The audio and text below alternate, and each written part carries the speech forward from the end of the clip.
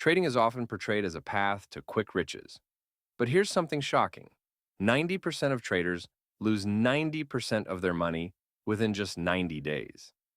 Let's explore why this deceptively simple activity leads to such devastating results for so many people. Those numbers are absolutely staggering. What makes trading such a dangerous endeavor for newcomers? Well, it's fascinating because the core concept seems so straightforward: buy low, sell high. But there's this whole psychological dimension that catches people off guard, like those social media influencers showing off their trading lifestyle from exotic beaches. Oh, yes, I've seen those videos, making it look like anyone can make thousands in minutes with just their phone and a beach chair. That kind of marketing is precisely what leads people to underestimate the complexity. You know what's interesting? Trading and investing are often confused, but they're fundamentally different approaches. Could you break down that distinction? I think many people might not realize there's a difference.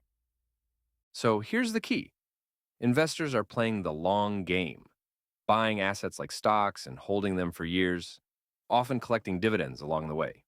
Traders, on the other hand, are more like surfers trying to catch waves in the market, sometimes holding positions for just hours or minutes. Hmm, that surfing analogy really helps visualize it. And traders can profit whether the market goes up or down, right? Exactly. It's called going long or short. And here's where it gets really interesting. Traders often use something called leverage, which is like financial steroids. For example, with just $1,000, you could control a $100,000 position in certain currency pairs. That sounds incredibly powerful, but also terrifying. What happens if the trade goes wrong? Well, that's the double edged sword of leverage. It multiplies everything, both profits and losses.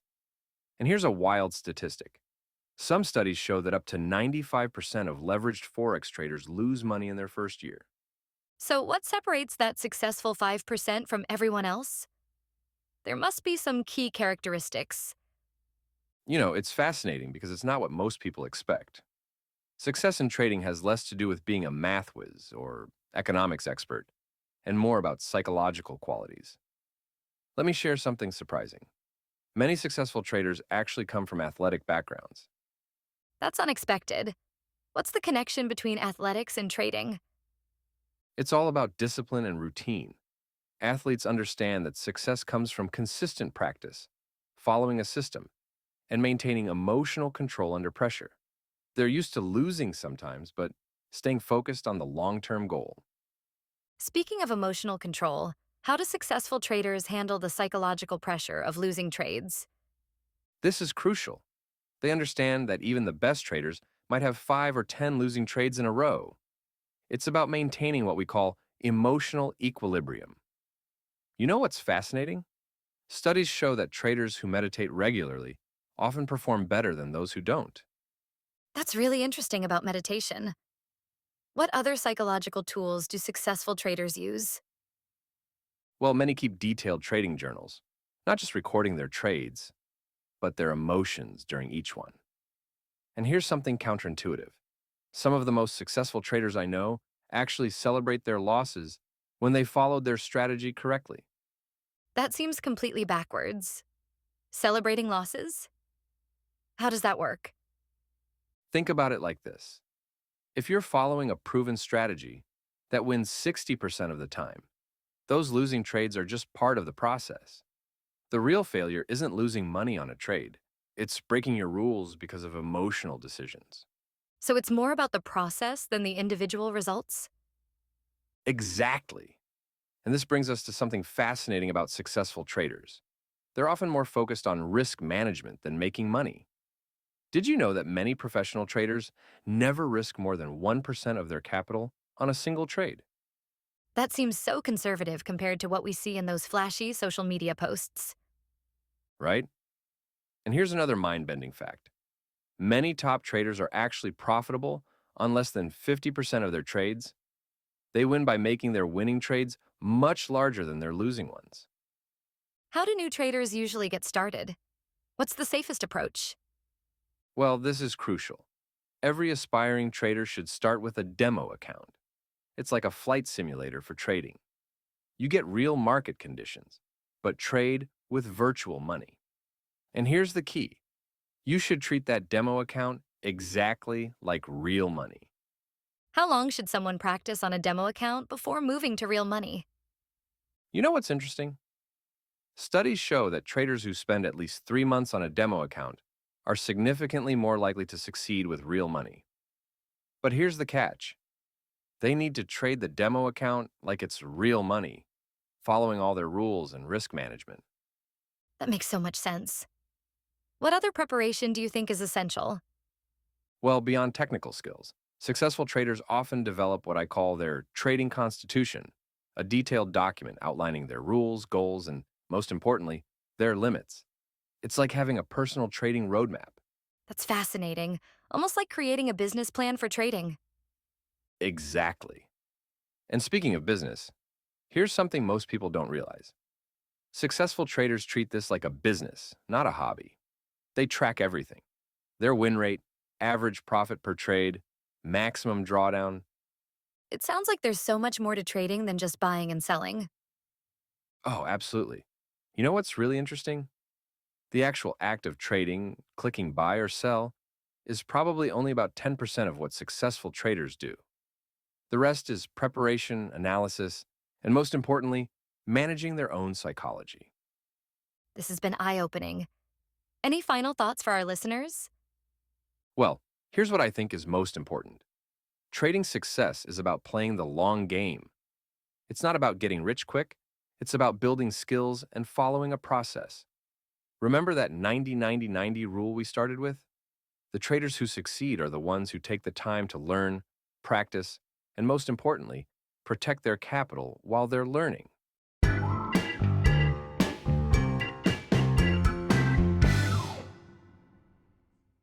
$7.5 trillion. dollars. That's the daily volume of the Forex market, making it bigger than the GDP of any country on Earth. And today, anyone with a smartphone can tap into this massive financial network. That's mind blowing when you think about it.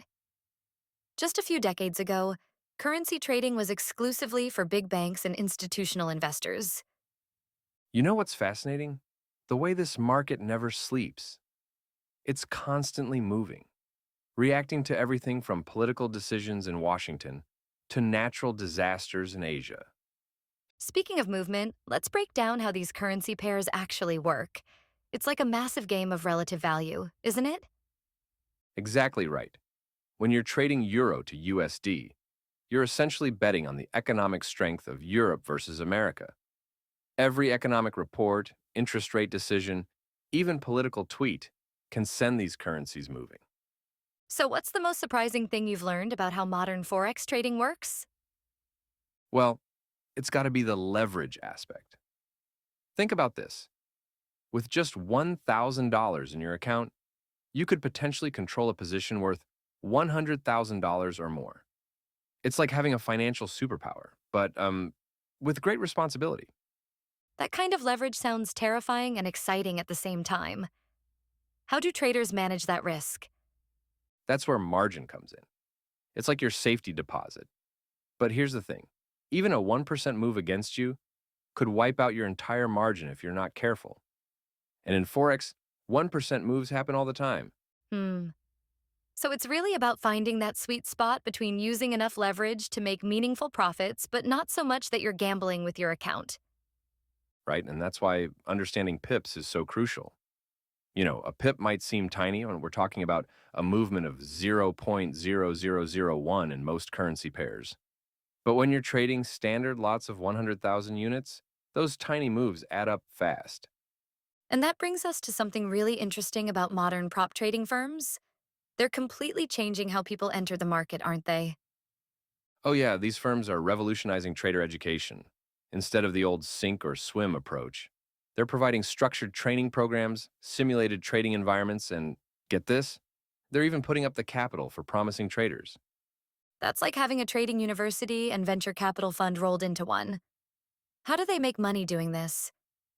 Well, they take a percentage of the profits, but here's what's clever: they're essentially creating a talent pipeline. The best traders they train might manage millions of dollars eventually. So it's worth investing in developing that talent. You know what fascinates me? The way technology has democratized all this. The same tools that billion-dollar hedge funds use are now available on our phones. Speaking of tools, let's talk about candlestick charts. They're like the DNA sequence of market psychology, showing us exactly how prices moved during any given period. Those little candles tell quite a story, don't they? Each one showing the battle between buyers and sellers. Exactly. And you know what's wild? These patterns repeat themselves across all time frames. The same psychology that plays out over a month can happen in 5 minutes. That's why understanding market volatility is so crucial. Some days the market barely moves, and other days it's like riding a roller coaster. And that's where proper risk management comes in. You've got to use stop losses, take profit orders, and, my personal favorite, trailing stops that lock in profits as the market moves in your favor. It's like having a safety net that moves with you as you walk the high wire. You know what's interesting? The way different traders approach the market. Some are pure technical analysts. Others focus on fundamental economic data, and the best usually combine both approaches. That reminds me of something Warren Buffett once said about the market being a voting machine in the short term, but a weighing machine in the long term. Exactly. And in Forex, you're really trading the relative strength of entire economies. When the Federal Reserve makes an interest rate decision, it's like they're adjusting the price tag on the dollar itself. So, what's the biggest mistake you see new traders make? Oh, that's easy. They focus too much on making money and not enough on protecting what they have. The best traders I know are obsessed with risk management. They know exactly how much they could lose before they ever enter a trade. That's such an important point. It's not about hitting home runs, it's about consistent base hits and staying in the game. Looking ahead, I think we're going to see even more innovation in how people access these markets. The barriers to entry keep getting lower, but the importance of proper education and risk management keeps getting higher.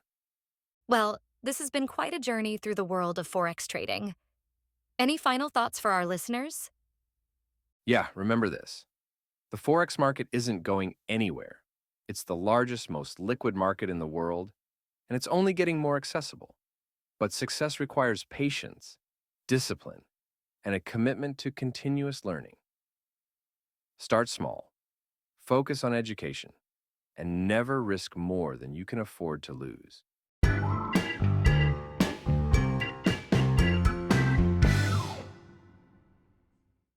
The foreign exchange market moves over $6.6 trillion every single day, more than the GDP of Japan and Germany combined. But what most people don't realize is how this massive market actually works. Well, that's a staggering number to wrap your head around. You know what's fascinating? The way this market has evolved from strictly institutional trading to something anyone with an internet connection can participate in. That's right, though I think it's important we break down some key concepts before anyone gets too excited about jumping in. Let's start with something fundamental, the concept of a lot in Forex trading. You know, when I first learned about this, I was surprised to discover that one standard lot equals 100,000 units of currency. Hmm, that does sound intimidating for new traders, though brokers have made it more accessible with mini and micro lots, right? Exactly. And this brings us to probably the most misunderstood yet powerful concept in Forex, leverage. Here's something that often surprises people. With just $1,000 and 1 to 500 leverage, you could potentially control $500,000 worth of currency. Well, that's both exciting and terrifying when you think about it. I've heard some pretty dramatic stories about traders who didn't fully understand the implications of leverage. Oh man, you're reminding me of a trader I knew who thought he'd found the holy grail. He was using maximum leverage on every trade, convinced he could turn $1,000 into $100,000 in a month. Want to guess how that turned out? Let me guess, not exactly according to plan. Not even close. He learned the hard way that leverage is like handling dynamite, powerful but potentially explosive. Speaking of risk management, let's talk about margin requirements. You know, it's fascinating how brokers calculate the minimum amount needed to hold positions. That's such an important point. Could you break down how margin actually works in practice? I think many people confuse it with leverage. Well, think of margin as your security deposit. If you're trading one lot of EUR USD with 1 to 100 leverage, you need at least $1,000 in margin. It's like putting down a deposit on a rental car. You're controlling something worth much more than what you're putting down. That makes so much sense. You know what I find really interesting? The different types of traders in the Forex market. It's almost like different personality types, each with their own approach. Exactly right. You've got your scalpers, who are like the sprinters of the trading world, in and out of positions in minutes or even seconds. Then you've got your day traders, who are more like middle distance runners, holding positions for hours. And then there are swing traders and position traders who are more like marathon runners, right? Taking their time and looking for bigger moves. That's a perfect analogy. And each style requires different skills and temperament. Scalpers need lightning fast reflexes and can handle high stress, while position traders need incredible patience and strong conviction in their analysis. Well, that brings up an interesting point about market timing. How do these different traders handle the various trading sessions? Now, that's a fascinating aspect of Forex. The market literally follows the sun around the globe. The Asian session starts things off, typically with lower volatility. Then the European session kicks in with increased activity. And when New York opens, that's when things can really get wild. You know what I think often gets overlooked? The importance of understanding pips and spreads.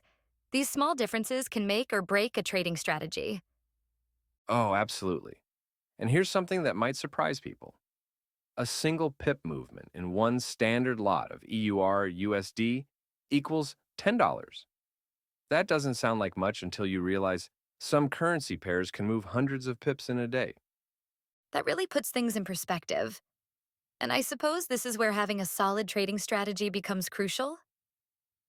You know what's interesting about trading strategies? They're like fingerprints. No two are exactly alike. Some traders swear by technical analysis, others by fundamental analysis, and the best usually combine both. Speaking of which, could you explain more about reward to risk ratios? I think this concept is often misunderstood by new traders. Well, here's a mind blowing fact. With a 2 to 1 reward to risk ratio, you only need to be right 40% of the time to be profitable. Most new traders obsess over win rate, but it's actually your reward to risk ratio that often determines long term success.